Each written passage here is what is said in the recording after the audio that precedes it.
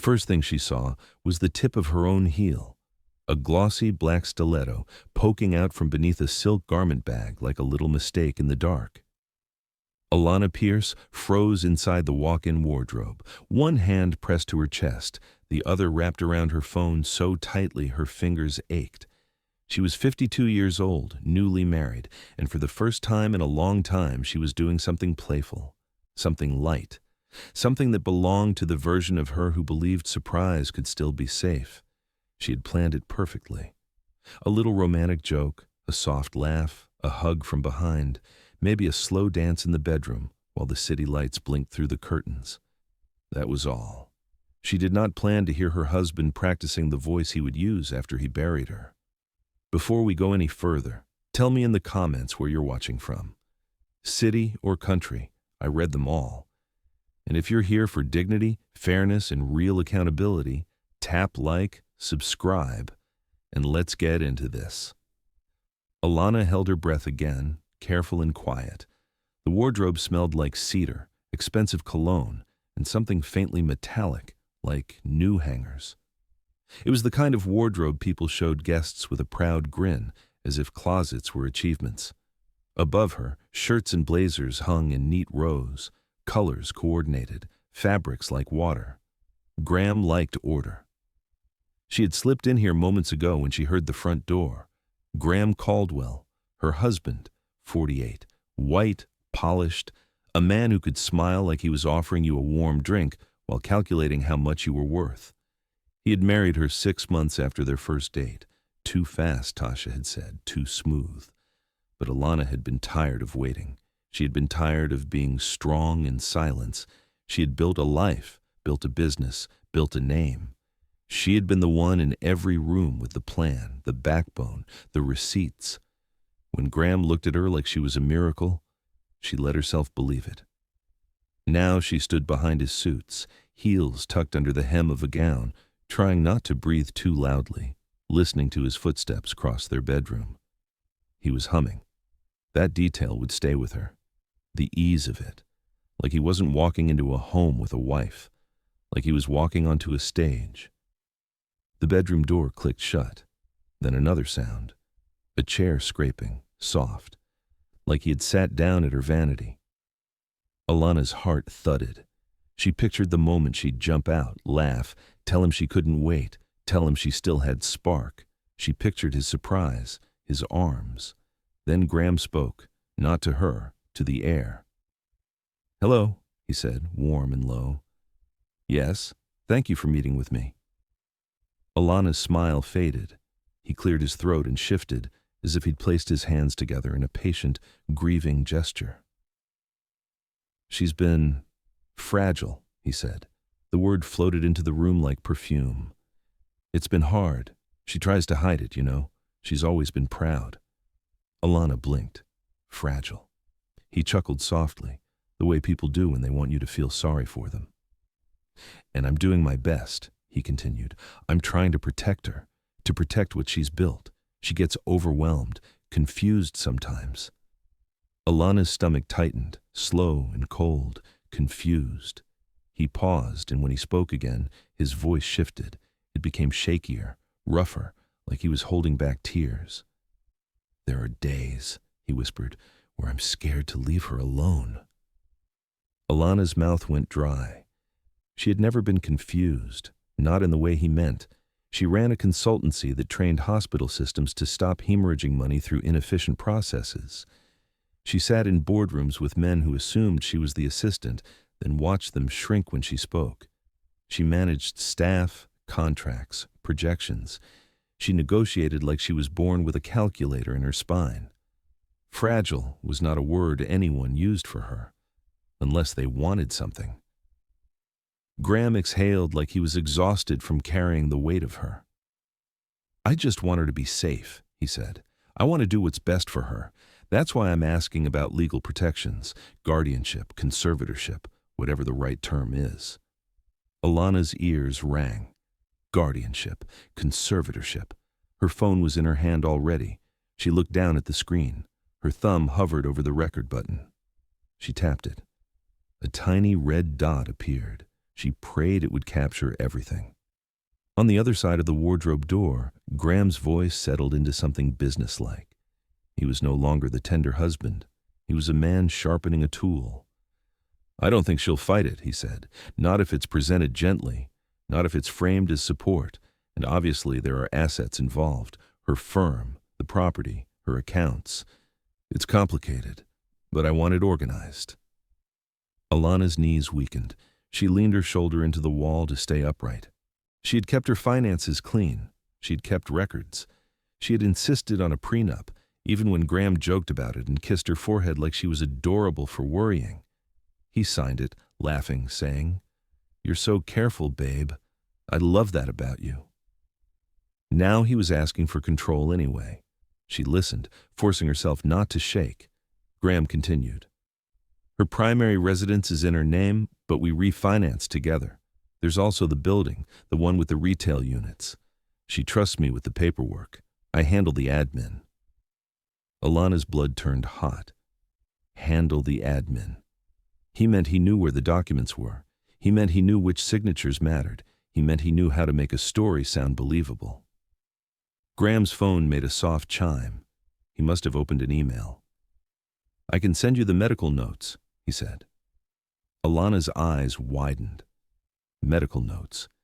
He did not have her medical notes, unless he did, unless he had been collecting things, quietly, slowly, like a man making a case.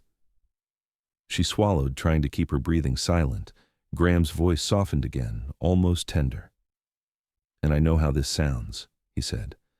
"I don't want to take anything from her. I love her. I want to stop anyone else taking advantage." Alana almost laughed. He was the advantage. He was the threat. He was sitting in their bedroom, practicing a funeral voice for a meeting that had nothing to do with grief and everything to do with access. Then he said something that made her skin prickle. "The timing matters," he added, "because if she has an episode, even a small one, I can file immediately. The court responds quicker when there's urgency." Alana held her breath so hard her chest hurt. Episode. She didn't have episodes, unless he planned to create one. A floorboard creaked. Graham stood. Alana's phone trembled slightly in her hand. She tucked it close to her body to steady it. Graham walked, and the sound of his steps moved closer to the wardrobe. Alana stared at the crack beneath the door. She could see the shadow of his feet. He stopped right in front of her. She could smell his cologne through the door. For a second, the room was silent. Then Graham spoke, louder, as if he was addressing someone who had just walked in. "Hey, love," he called out brightly. "You're home early." Alana's mind raced. He thought she was in the house. He was switching voices. He was auditioning. She didn't answer. A pause. Then his tone shifted into gentle concern, like he was performing a husband worried about his wife's mental state. "Alana," he called again. "Babe, where are you? Are you all right?" His voice was warm, honey, the voice that made her mother soften, the voice that made friends say, "He really adores you." Alana stood perfectly still. Her phone recorded everything. Graham sighed, a little dramatic. "Okay," he said, quiet but loud enough to be heard. "Take your time, sweetheart. I'm right here. You're safe." Safe. The word landed like a threat. He walked away from the wardrobe, steps slow and deliberate. He was making noise on purpose. He wanted anyone listening to hear a caring husband in a big house, ready to help his wife through her fragile moments. Alana's mind flipped through every conversation, every moment. The way he sometimes spoke over her at dinner parties, the way he offered to handle things, the way he insisted on being copied into emails from her accountant, the way he asked questions like, "If anything happened to you, who would run the company?" She had laughed then. Now she saw the shape of it, a plan made of compliments and paperwork. He moved into the ensuite bathroom. Water ran briefly, then stopped. A drawer opened and closed. Then he returned, speaking again into his phone, voice low. "I'll see you tomorrow," he said. "We can go over the petition.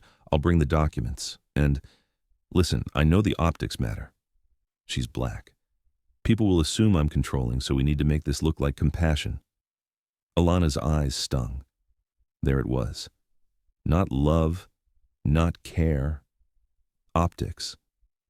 Her skin color was not part of his marriage vows. It was part of his strategy. He continued.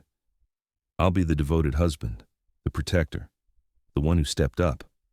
You understand? A pause, like the lawyer had replied.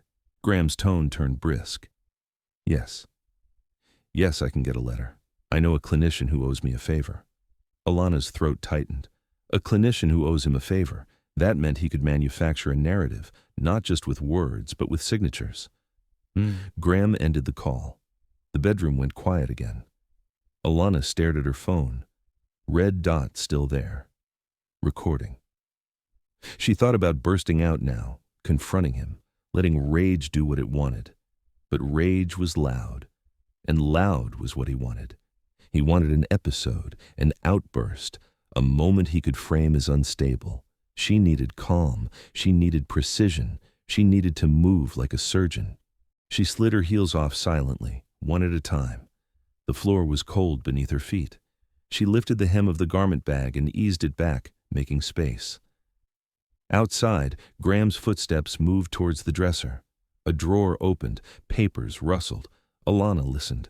She pictured him pulling out files, organizing, preparing. She kept recording. Then she heard the unmistakable sound of a safe keypad, faint but clear. Beep, beep, beep. Her chest tightened again. There was a safe in their bedroom. She knew it existed, but she didn't know he used it. He had once joked it was for insurance documents and boring stuff. Now it sounded like the beating heart of something rotten. The safe door clicked open. Paper slid out. An envelope opened. Graham spoke softly, to himself this time, practicing again. She doesn't need to know, he murmured. Not yet. Alana's hands turned icy. Not yet. He was going to do this while smiling at her across the breakfast table, while kissing her forehead, while calling her love. She lowered herself onto the floor of the wardrobe, careful and quiet, knees pulled up, phone still recording. She needed to think. Tasha. She needed Tasha. Tasha Monroe was Alana's oldest friend, a black woman with a laugh that could fill a room and a mind that could cut through nonsense like a blade. Tasha had worked in compliance and litigation support for years before starting her own consultancy. Tasha believed in receipts the way some people believed in prayer. Alana's phone buzzed as she opened her messages. She didn't call. Calling could make noise. She typed, I need you, now. Come to my house. Do not tell anyone, please. She hesitated, then added, he's planning something. I'm safe. I will explain. She hit send. Then she froze again, because Graham's footsteps were moving towards the wardrobe a second time. He stopped outside. Alana pressed herself into the corner, phone held tight to her chest, screen dimmed. The wardrobe door handle shifted slightly. Not opened, just tested, like he wanted to confirm something. Alana's breath caught, then Graham chuckled, soft and amused. Always hiding, he murmured, like he was speaking to a child. Her blood turned to stone. He knew she liked surprises. He knew her little habits. Was he expecting her to be in there? Was he playing with her? Or was he checking because he sensed something? The handle let go. He walked away. Alana waited until his steps faded, then slowly, silently, rose. Her phone was still recording. She slipped it into the pocket of the garment bag with the microphone facing outward. It would keep recording without shaking. Then she did something that felt strange, like stepping out of a dream. She opened the wardrobe door. Not dramatically, just enough to slide out quietly. The bedroom was dim, curtains half drawn. Graham stood by the dresser, back to her, looking down at papers in his hand. He turned when he heard the faintest rustle. His face shifted instantly into tenderness. Oh, there you are, he said with a warm smile. I thought you might have gone for a walk. Alana forced her mouth into a soft expression. Just changing, she said, steady. Graham's eyes flicked to her feet, bare now, then to the wardrobe. For half a second, something calculating moved behind his eyes. Then he stepped forward, arms open. "There you are," he said again, like he'd missed her terribly. "How was your day?" Alana let him hug her. His arms felt firm, protective, the kind of hug people called safe. But she felt it now for what it was, a hold, a claim. She let her arms rest loosely around him, not squeezing back. "Busy," she said quietly. He leaned back, hands on her shoulders, looking at her face. "You look tired," he said. "Have you been sleeping?" "Yes," Alana lied. Graham smiled. "Good. You need rest. You've been pushing yourself." She nodded slowly, giving him the performance he expected. Calm, mild, slightly weary. He moved to brush a strand of hair from her forehead. "You know I worry about you," he said gently. "You're always so strong. Sometimes I think you don't let yourself soften." Alana felt nausea rise. It sounded caring. It was also positioning, strong but tired, proud but fragile, a woman who needed her husband to step in. Alana's voice stayed even. "I'm fine." Graham's smile tightened slightly, like he didn't love that answer. "Well," he said, "I was just on a call." Alana kept her face neutral. "Oh?" He walked towards the chair at her vanity, sat down and sighed like a man carrying burdens. "My solicitor," he said casually. "It's nothing, just planning. It's responsible." Alana's heart hammered. He was testing her reaction. She tilted her head. "Planning what?" Graham gave her a soft, reassuring look. "You know," he said, "in case you get overwhelmed, in case something happens. I want to make sure the business is protected." Alana swallowed. He said, "Business," like it was a baby, like it belonged to both of them. "You think I'm overwhelmed?" she asked softly. Graham's eyes softened, practiced. "No," he said quickly, "not overwhelmed, not like that, just stressed. And I know you don't like asking for help." Alana nodded slowly, as if she understood. That was her power right now, not rage, not shock, understanding. He wanted her to be defensive so he could call it unstable. She gave him calm. "Okay," she said. "That's thoughtful." Graham's shoulders relaxed, relieved. He reached for her hand. "Thank you," he said. "I just want to be there for you." Alana smiled faintly, then pulled her hand back with gentle ease.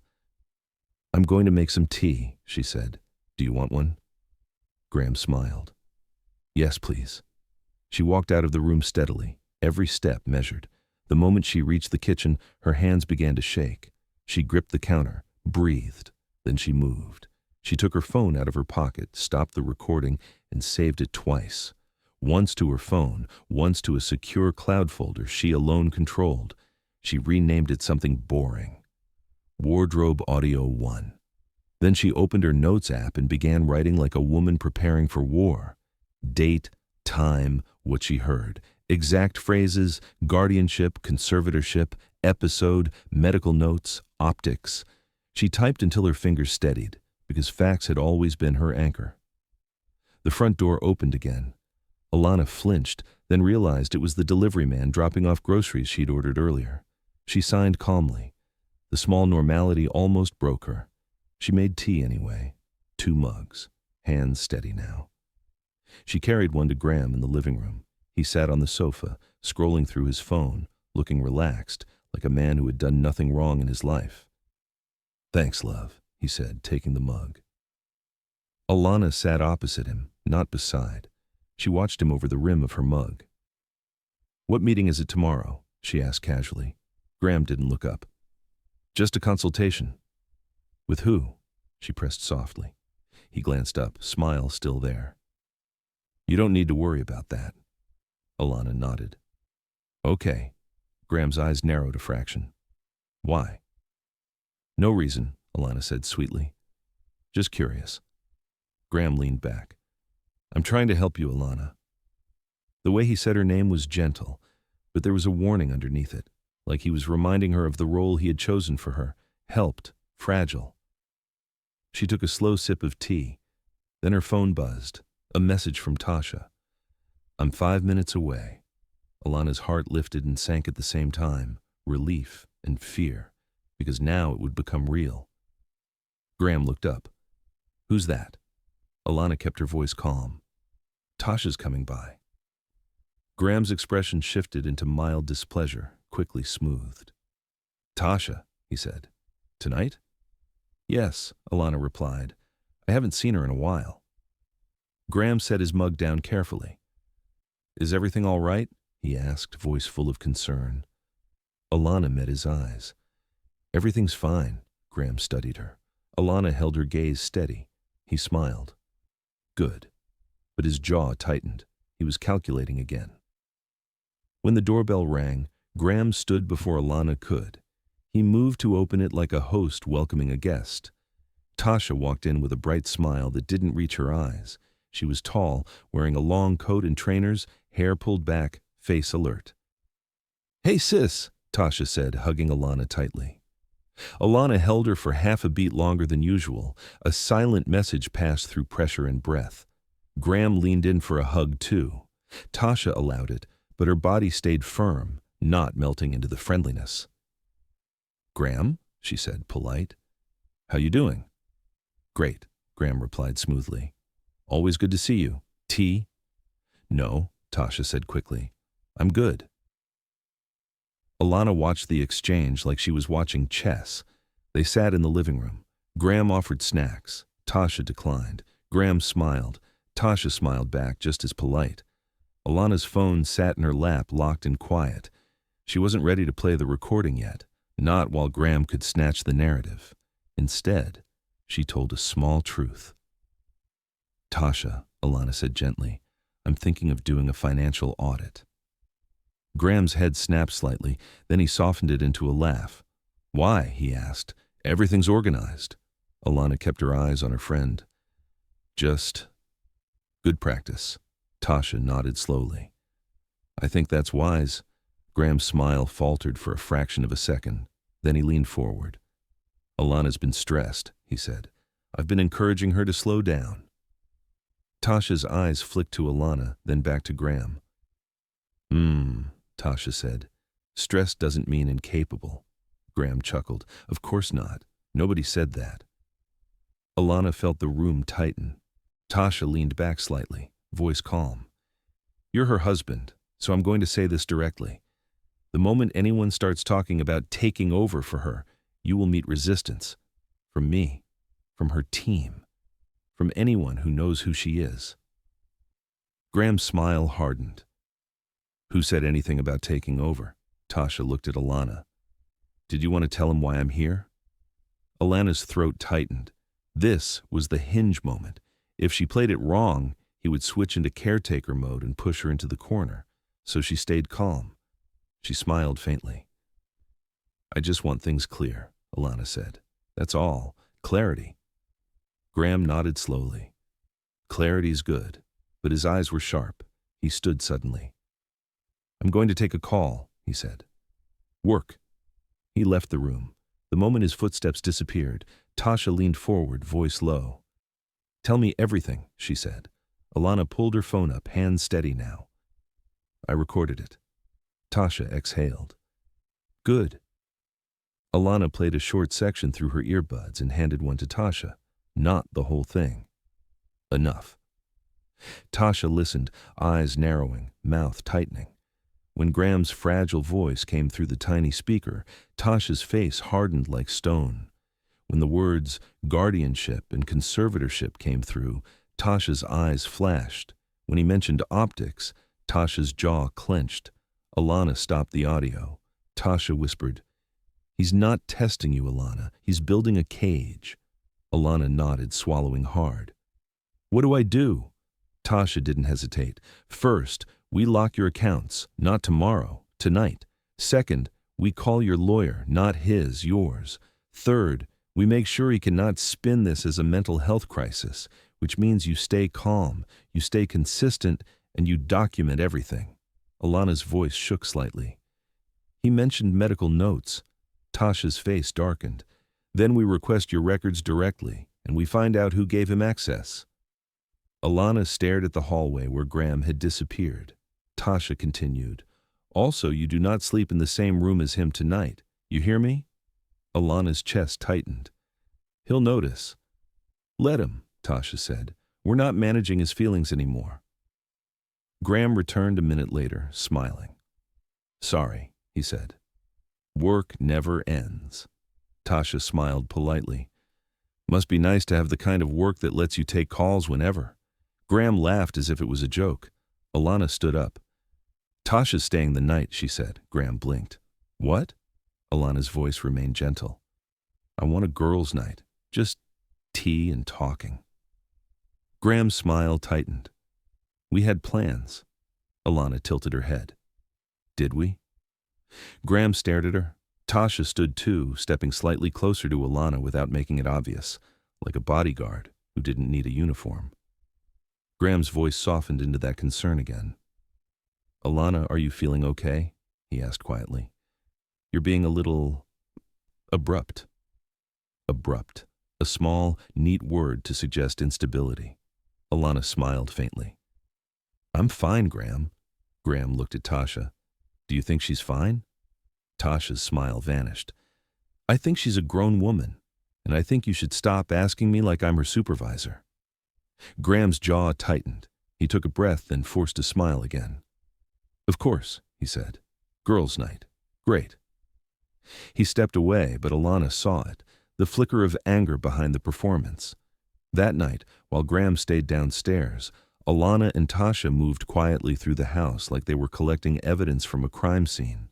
They opened cabinets, they checked drawers, they searched for missing paperwork. In Graham's office, they found a folder labeled Estate. Inside were copies of documents Alana didn't remember signing, not the originals, but scanned pages. A signature that looked like hers, but just slightly off, like someone had practiced. Tasha took photos of everything. Alana's hands trembled as she saw her name under lines she did not recall reading. Then Tasha found another folder. "Healthcare," she whispered. Alana's stomach dropped. Inside were appointment summaries, generic notes, and a printed email chain that included a clinician's name. A clinician from a private practice Alana had visited once for stress management after her father died. One visit, one conversation. And now those notes were in Graham's office. Alana's eyes burned. Tasha whispered, "We're calling your solicitor right now." It was late, but Alana had a number for emergencies. The solicitor was a black woman named Simone Durant, sharp and calm, the kind of person who spoke like a verdict. Simone listened, then said, "Do not confront him directly tonight. Secure your finances. Tomorrow we file for protective orders if needed. And Alana, you need to separate immediately, legally, physically." Alana swallowed. "He's my husband." Simone's voice remained steady. "He's behaving like an adversary." Tasha added, "We have the recording." Simone paused. "Good. Keep it backed up in multiple places, and do not tell him you have it. Not yet." When the call ended, the house felt colder.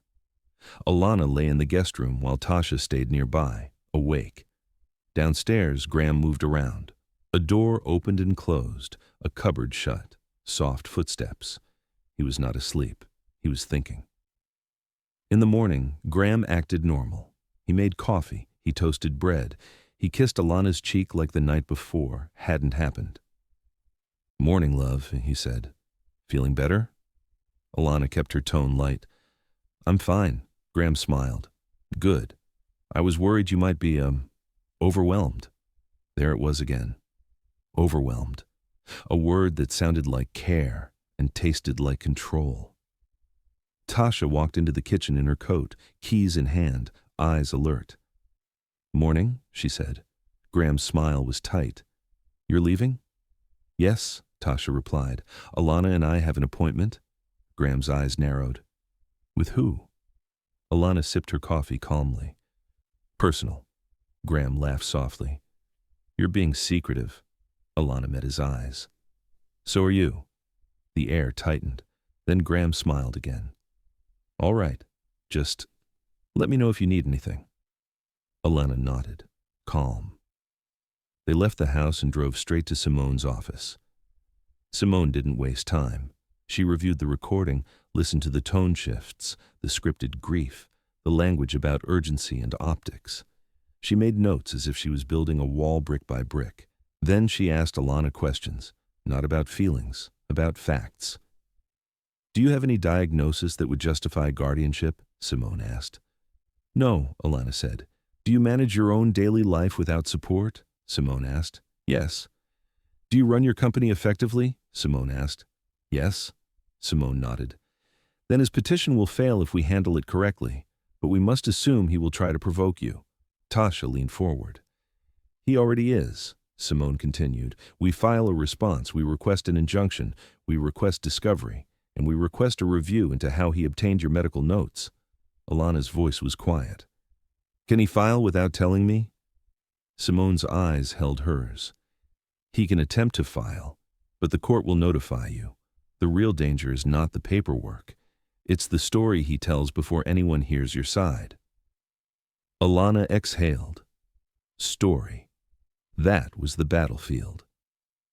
That afternoon, Simone advised Alana to return to the house with a witness present, collect essential belongings, and then leave. So they did.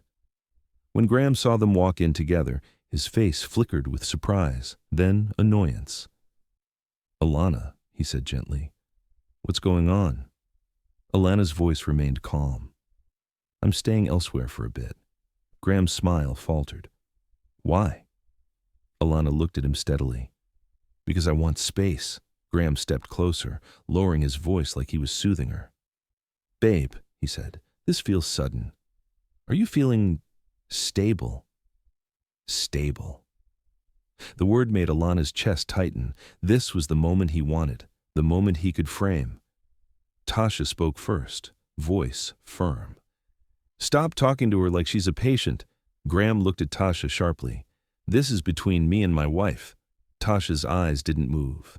Your wife is leaving. That's between her and the door. Graham's face tightened, then he softened again, turning back to Alana. Alana, he said quietly, I love you. I'm here for you. If you're struggling, we can get help. Alana nodded once, calm. Thank you, she said. I'll be fine. Graham's eyes narrowed. Are you sure you want to do this? Alana held his gaze. Yes. Graham's voice dipped lower, the grief voice almost returning. I've been carrying so much, he whispered. I've been protecting you, and you're pushing me away. Alana didn't react. She walked past him to the stairs. Upstairs she packed essentials, clothes, passport, laptop, jewelry she had owned long before him, documents. In the wardrobe she paused, the place where her surprise became a warning. She looked at the garment bag where she had hidden her phone. She didn't feel playful now. She felt awake. Downstairs, Graham stood by the front door as they carried bags out. His voice was gentle, but his eyes were cold. I'll call Simone, he said casually, watching Alana. I think we should talk to someone about your state. Alana stopped. Tasha's hand touched her elbow lightly, a reminder to stay calm. Alana turned to Graham slowly. I'm not in a fragile state, she said, voice even, and I'm not confused. Graham smiled. Nobody said you were. Alana nodded. You did. Yesterday, in our bedroom. Graham's smile froze. Tasha watched him closely. Graham's eyes widened slightly, then his face smoothed again. I don't know what you mean, he said softly. Alana, you might be remembering things differently. Gaslighting, wrapped in concern. Alana nodded again, calm. Okay, she said quietly. We'll let the court decide what was said. Graham's eyes tightened. He stepped forward, voice low, almost urgent. Alana, don't do this. This will embarrass you. Embarrass you, not me, not us, you. Alana looked at him with a calm that felt like steel. I'm not the one rehearsing being a grieving widower, she said softly. Graham's face drained of color. Tasha's eyes flashed. Graham's mouth opened, then closed. He swallowed. He tried to smile again, but it cracked. "You're not well," he whispered. Alana turned away and walked out. 2 days later, Graham filed. Not divorce papers, a petition, emergency guardianship framed as concern for Alana's declining capacity and increasing instability. Simone was ready. She responded within hours. She attached evidence, documented timelines, statements from Alana's staff, financial records, and most importantly, the recording. Alana sat in Simone's office when Simone pressed play. Hearing Graham's voice in the clean air of a legal office felt surreal. The grief tone, the script, the calculations. Simone's expression didn't change, but her eyes sharpened. Tasha sat beside Alana, hand on her knee. When the audio ended, Simone said, "This is not a worried spouse. This is a man laying track." Alana's throat tightened. "Will the judge believe it?" Simone nodded. "Judges have heard real fear, real exhaustion, real care. This is acting." The hearing was scheduled quickly because Graham had filed under urgency. Urgency. Episode. Timing. Alana understood now. He wanted speed so she wouldn't have time to organize, but she had time, and she had calm. On the day of the hearing, Alana wore a simple cream blouse and tailored trousers. No dramatic jewelry, no red lipstick, nothing that could be framed as erratic or performative. She walked into the courthouse with Simone and Tasha beside her. Graham was already there, seated with his lawyer, Harlan Kessler. Harlan looked like someone who never lost a case because he never told the full truth. Graham stood when Alana entered. His face was arranged into a look of sorrow and devotion. It was almost convincing. Almost. He mouthed, "Alana," as if she were leaving him forever. Alana did not react. She sat quietly. When the judge entered, everyone rose. Judge Espinoza, a woman with tired eyes and a voice that carried authority without drama, took her seat and began. Graham's lawyer spoke first. He painted a picture of a brilliant woman slipping into instability, a husband trying to protect her, a company at risk, a home at risk, a woman who didn't know what she was doing. He used words like confused and episodes and erratic, and he kept saying, fragile. Alana sat still, hands folded, face calm. Then Harlan turned to Graham. "Mr. Caldwell," he said, "can you describe what you've observed?" Graham stood. His eyes glistened. He looked down, then up, voice trembling in that rehearsed way. "I love my wife," he said. "She's brilliant. But lately she's been different, forgetful, emotional. She gets overwhelmed. She thinks people are against her. She's been making impulsive decisions. And I'm scared." He paused like he was holding back tears. Alana watched him calmly. Then Graham added, "I'm not trying to take anything from her. I'm trying to save her." Judge Espinoza nodded slowly. "Mrs. Pierce, do you wish to respond?" Simone stood. "Yes, Your Honor." Simone's tone was calm, direct. She laid out facts. Alana's work record, her documented capacity, witness statements, the questionable acquisition of medical notes. Then Simone said, "Your Honor, we also have an audio recording that directly contradicts Mr. Caldwell's narrative." Graham's face tightened. Harlan's eyebrows rose slightly like he was annoyed by an unexpected complication. Judge Espinoza leaned forward. "An audio recording of what?" Simone replied. "Mr. Caldwell rehearsing in advance the exact grieving widower and caretaker narrative he just delivered, including discussions of guardianship, urgency, optics, and how to present his wife as fragile." The courtroom went quiet. Graham's lawyer objected. Simone responded. Judge Espinoza allowed it. The recording played. Graham's own voice filled the courtroom. "She's been fragile. I'm trying to protect her. Guardianship, conservatorship, whatever the right term is. The timing matters. She's black. People will assume I'm controlling, so we need to make this look like compassion." Each sentence landed like a gavel. Graham's face changed as he listened, as if he was watching his own mask fall in slow motion. When the audio ended, the silence was heavy. Judge Espinoza stared at Graham. "Mr. Caldwell," she said evenly, "is that your voice?" Graham swallowed. It sounds like me." Judge Espinoza didn't blink. "Is it your voice?" Graham's lawyer jumped in, tried to redirect, tried to claim it was taken out of context, tried to say Graham was processing stress. Judge Espinoza raised a hand. Then she looked directly at Graham. "You submitted an emergency petition," she said.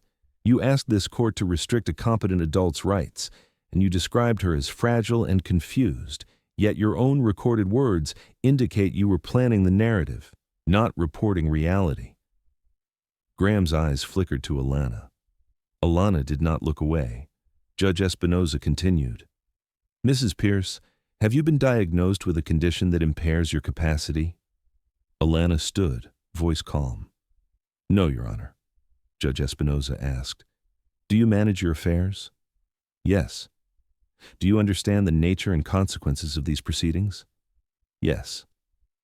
Judge Espinoza nodded slowly and turned back to Graham. "Mr. Caldwell," she said, "this motion is denied." Graham's shoulders sagged. Judge Espinoza didn't stop there. She looked at Harlan. "I am referring this matter for further review. The acquisition of medical notes and the attempted misuse of guardianship laws are serious concerns." Then she looked back at Alana. "Mrs. Pierce, you may wish to consider protective measures." Simone nodded. "We intend to, Your Honor." Graham opened his mouth as if he wanted to speak. Judge Espinoza's gaze sharpened. "Mr. Caldwell, you have spoken enough today." That was it. Not a dramatic shout, not a slap, just a calm denial that destroyed his narrative. Outside the courtroom, Graham tried one more time. He approached Alana with that soft voice again, the one designed to make observers pity him. "Alana," he whispered, "please, let me explain." Alana looked at him calm, voice low. "You weren't grieving," she said. "You were practicing." Graham's eyes flashed. "You're making me look like a monster." Alana nodded once. "You did that." Then she turned away. Over the next week, Simone moved quickly. A separation agreement, protective filings, financial controls, a formal complaint about the clinician who shared notes without consent. Alana's company board was briefed. Her staff were reassured. Her accounts were locked. Her passwords changed. Her documents secured. She moved into a furnished flat temporarily, with security at the building entrance. It should have felt like defeat. Instead, it felt like air returning to her lungs. But the story wasn't finished. One evening, Simone called Alana and Tasha into her office again. Simone's face was serious. "We received something from the building," Simone said. Alana frowned. "Which building?" "The one where Graham claimed you had an episode in the corridor," Simone replied. "He referenced it in his filing, said staff saw you disoriented, said security footage exists." Alana's stomach tightened. "I never had an episode." "I know," Simone said. "That's why we requested the footage." Tasha leaned forward. "And?" Simone slid a paper across the table. "The building provided video from the corridor." Alana looked down. There was a note attached. "Camera outage. Segment missing. 12 minutes. Alana's throat tightened. "Missing?" Simone nodded. "They claim the camera glitched, but only that corridor, only that time window." Tasha's eyes narrowed. "Convenient." Alana stared at the paper, heart pounding. Simone continued. "We can investigate. Subpoena logs. Ask who accessed the system, but I want you to understand something." Alana looked up. Simone's tone was calm. "Graham didn't just try to control your assets. He tried to manufacture evidence. That means there may be other things he's hidden, other narratives he's built." Alana felt a chill. A missing segment, a corridor, 12 minutes that could hold anything, a staged stumble, a planted witness, a falsified moment that never happened. Tasha exhaled slowly. "That's a part 2 right there." Alana didn't laugh. She didn't cry. She sat quietly and felt something solid settle inside her. The truth was not just that Graham was lying. The truth was that he was organized, and organized liars rarely stop at one attempt. That night, Alana stood in her new flat looking out at the city lights. She held her phone in her hand, the same device that had captured the beginning of his downfall. She thought about how easily she could have dismissed that moment in the wardrobe, how easily she could have burst out, shouted, cried, given him the scene he wanted. Instead, she recorded. She stayed calm. She moved with intention, and it saved her. So here's the lesson, and I want you to sit with it. Sometimes the most dangerous person in your life is the one who speaks softly, the one who calls you love while gathering evidence against you, the one who claims to protect you while plotting to own you. If you ever feel someone trying to shrink you, label you, soften you into silence, do not rush to prove them wrong with anger. Prove them wrong with clarity. Document, breathe, move wisely, get support, protect your peace like it's an inheritance, because it is. And if this story hit something real for you, drop a comment with this. Would you have confronted him immediately, or would you have stayed quiet and recorded like Alana did? I want to know what you would do and why. If you're still here, thank you for spending your time with me. If you believe in dignity, fairness, and real accountability, like and subscribe and share this story with someone who needs a reminder that calm can be power. And one last thing. That missing 12 minutes in the corridor, it didn't disappear by accident.